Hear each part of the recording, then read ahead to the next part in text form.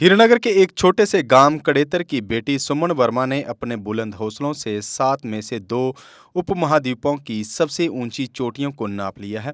अब mount Everest चढ़ने के लिए बेताब हैं। बीते साल अफ्रीका के सबसे ऊंचे पर्वत माउंट किलिमंजारो और इस साल माउंट अल्बरूज को नापकर तिरंगा फहराने के बाद सुमन चाहती है कि वे सभी उपमहाद्वीपों की ऊंची चोटियों पर पर्वतारोहण पूरा करें। पेशे से सीआईएसएफ में कांस्टेबल सुमन बेहतरीन एथलीट भी रह चुकी है। कठुआ लौटी सुमन का बुधवार को डीसी कठुआ डॉक्टर राकेश मिन्हास ने भी सम्मान किया।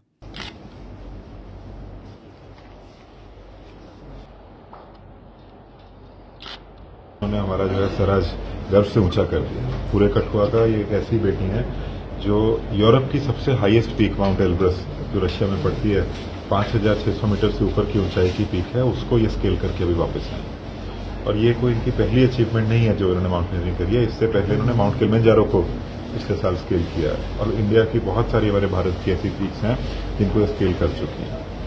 ये ऐसा बता रही थी कि इनका अगला सपना ये है कि माउंट एवरेस्ट जो पूरी दुनिया की सबसे ऊंची चोटी है उसको अगला ये चढ़ना चाहते हैं। तो मैं इनको बहुत बहुत पहले तो बधाई देता हूं कि इन्होंने ऐसा कार्य करा। ये करने की इन्होंने क्षमता रखी और दम रखा कि अपने बलबूते पर जाके एक सबसे हाईएस्ट पीक जो यूरोप की है उसको स्केल करके आज यहाँ पे वापस आई हैं। इनके साथ साथ मैं इनके पूरे गांव को, इनके परिवार को और जितने भी कठुआ के बच्चे युवक युविकाएं इसको देख रहे हैं, मैं उनको बोलना चाहता हूं कि ये हमारे लिए प्रेरणा का स्रोत है। इनसे हमें प्रेरणा लेनी चाहिए कि अगर मन में ढाल लें तो हम कुछ भी कर सकते हैं। ये सीआईएसएफ में नौकरी करती हैं, कश्मीर में इनकी पोस्टिंग है। उसके बावजूद साथ साथ इन्होंने अपनी ट्रेनिंग माउंटेनियरिंग की चालू रखी और उसके बाद इन्होंने बीच में छुट्टी लेके ये वहां पे जाके ये कार्य करके वापस आई हैं। तो कठुआ के लिए तो ये एक यूथ आइकन है ही और इनको हम एक यूथ आइकन की तरह आगे प्रेजेंट करेंगे।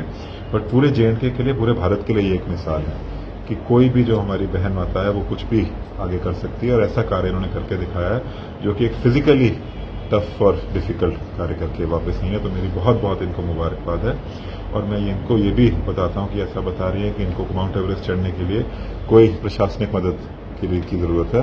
वो मदद खुशी खुशी वो मदद नहीं कहते हैं, उसको हमारी बेटी का नाम रोशन होगा, उसको जरूर प्रशासन आगे लेकर जाएगा और जरूर करेगा। बहुत बहुत बताइए सर, किस तरह से आपने बताया कि इनको आइडल माना जाए, किस तरह के कार्यक्रम होंगे इनके लिए कि ताकि बच्चों को जो है इनके बारे में और पता लग सके? ये कार्यक्रम जैसे आज हमने यहाँ पे इनको जो एक यहाँ पे बुला के इनको संबोधित करेंगे, यहाँ पे भी बोलेंगी। आगे जितने भी कार्यक्रम होंगे डिस्ट्रिक्ट के, चाहे वो डिस्ट्रिक्ट लेवल प्रोग्राम हो, हम कोशिश ये भी करेंगे कि यूटी लेवल प्रोग्राम्स में भी इनको आगे भेजा जाए और इनकी जो बात है, इनकी जो स्टोरी है उसको बच्चों तक पहुंचाया जा सके। मेरी आपसे भी सबसे मीडिया वालों से ये अपील है कि आप इनको मिलके इनकी बहुत सारी जो फाइनल परिणाम आया है स्केल करने का, जो उन्होंने हाईएस्ट पीक इन यूरोप करी है, वो एक फाइनल रिजल्ट है। उसमें जो मेहनत लगी है उसको डॉक्यूमेंट करना बहुत जरूरी है कि इन्होंने कैसी तैयारी करी, अपने आप को कैसे इस काबिल बनाया कि वो उस कार्य को कर सके। जैसे ये अभी बता रहे थे, ये दूसरी अटेम्प्ट में इन्होंने किया। पहले 16 तारीख को करने की कोशिश करी पर बहुत तेज वहां पे आंधी तूफान बर्फबारी हो रही थी तो उनको वापस आना पड़ा। उसके बाद इन्होंने अकेले जाके 18 तारीख को इसको दोबारा किया। तो ये पूरी कहानी को आप सबके मैं आपसे रिक्वेस्ट करता हूं कि आप इसको डॉक्यूमेंट करें ताकि एक स्टोरी ऐसी सामने आए कि अगर आदमी ठान ले तो कुछ भी कर सकता है। तो ये कहानी को आप भी सामने लेकर जाएं और एडमिनिस्ट्रेशन की तरफ से हम इनके लिए स्पेशल कार्यक्रम रख के इसको जरूर करेंगे। Thank you. आपने हासिल की है और किस तरह से नाम रोशन किया था?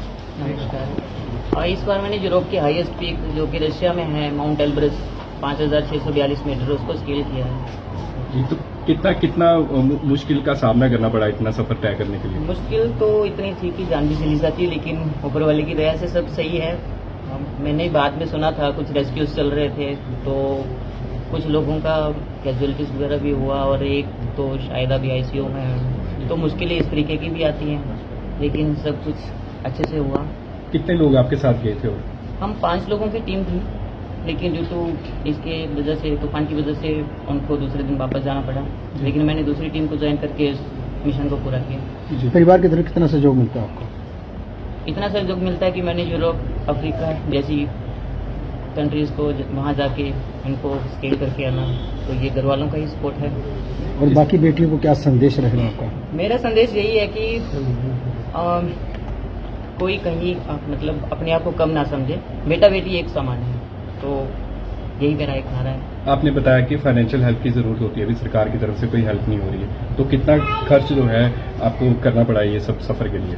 देखो ये सब चीज़ें भी बताना बहुत मुश्किल पड़ जाता है, क्योंकि अगर हमने कंपनी की फ़ीस भरी है और वहाँ जाके अगर इसको करके आ जाते हैं और सेफली वापस आ जाते हैं तो ये तो उतने तक सीमित रह जाता है। लेकिन जैसे मेरे बाकी दूसरे साथियों के साथ हुआ, लेकिन अब उनका वहाँ हेली रेस्क्यू हुआ, फिर वो अभी आईसीयू में है, तो उनका वो सब चीज़ें अगर वो इंश्योर्ड नहीं है या कुछ भी है तो ये बहुत मतलब इसका अंदाज़ा लगाना मुश्किल है। आगे क्या प्लान है आपके? माउंट एवरेस्ट का कब का प्लान है अब आपका? माउंट एवरेस्ट वो खुद में उसका प्लान मीन्स है तो इस साल भी था, अब नेक्स्ट ईयर का है। नौकरी भी कर रहे हैं साथ साथ में, और इसके साथ साथ ही ये माउंट एवरेस्ट वगैरह पे भी आप जाने की प्लानिंग करें, तो किस तरह से इन सबको जो है आप मैनेज करके चलते हैं फिर? इन सबको मैनेज करना तो बड़ा कठिन है, लेकिन इम्पॉसिबल तो कुछ भी नहीं। मैं अपनी ट्रेनिंग को भी इसके साथ साथ रखा, ड्यूटीज़ को भी ऐसे किया है कि जिसमें कमी निकालना मुश्किल है, और मेरे ऑफिसर्स का भी काफ़ी अच्छा सपोर्ट है कि हाँ ठीक है आप ड्यूटी के साथ इसको भी ये करें। उन्होंने मुझे काफ़ी श्रीनगर जैसे एयरपोर्ट पर बाहर जाके मतलब ग्राउंड में प्रैक्टिस करने के लिए परमिशंस दी, तो उनका भी काफ़ी महत्वपूर्ण सहयोग रहा है इस बारे में। आज आप डीसी साहब के पास हैं, डीसी साहब ने आपको आश्वासन दिया है कि आपकी मदद की जाएगी, तो किस तरह से देखते हैं इस वेलकम स्टेप को डीसी साहब की तरफ से? डीसी साहब ने मुझे पहले भी वेलकम किया था, 26 जनवरी के प्रोग्राम में मेरे को बुलाकर वहाँ पे भी सम्मानित किया था। यहाँ पे भी मुझे अगर बुलाया तो ये मेरे लिए बहुत बड़ी बात है। इनका सहयोग मेरे को पहले भी था, अब भी है, और उम्मीद है आगे भी रहेगा। क्या मैसेज रहेगा सारी बेटियों के लिए आपका? सभी बेटियों को यही मैसेज है कि बस घर पे ना रहें, वो कुछ ना कुछ किसी न किसी फील्ड में ज़रूर बाहर आएँ। मैंने पहले भी यही मैसेज दिया था, आप भी यही दिया, और अभी मैंने जैसे बताया टैगलाइन अपने की, बेटा बेटी एक समान, अपने को कम ना समझे, बाहर आएँ, फील्ड में काम करें, किसी न किसी उसमें अपने को इम्प्रूव करने की कोशिश करें और देश का अपने।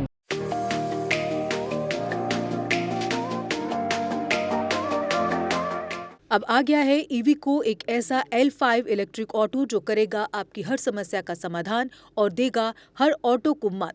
जी हां, ई राइड है एक ऐसा इलेक्ट्रिक ऑटो जिसमें ड्राइवर सहित 7 लोगों के आराम से बैठने की जगह है, जबकि 6 सवारी बिठाना भी है अलाउड।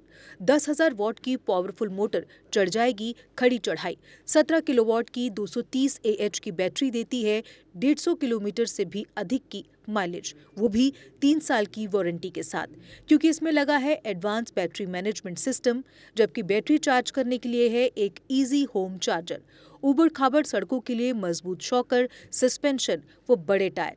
चोरी से बचाव के लिए इसमें लगा है GPS सिस्टम, डिजिटल डिस्प्ले, मजबूत मेटल बॉडी के साथ।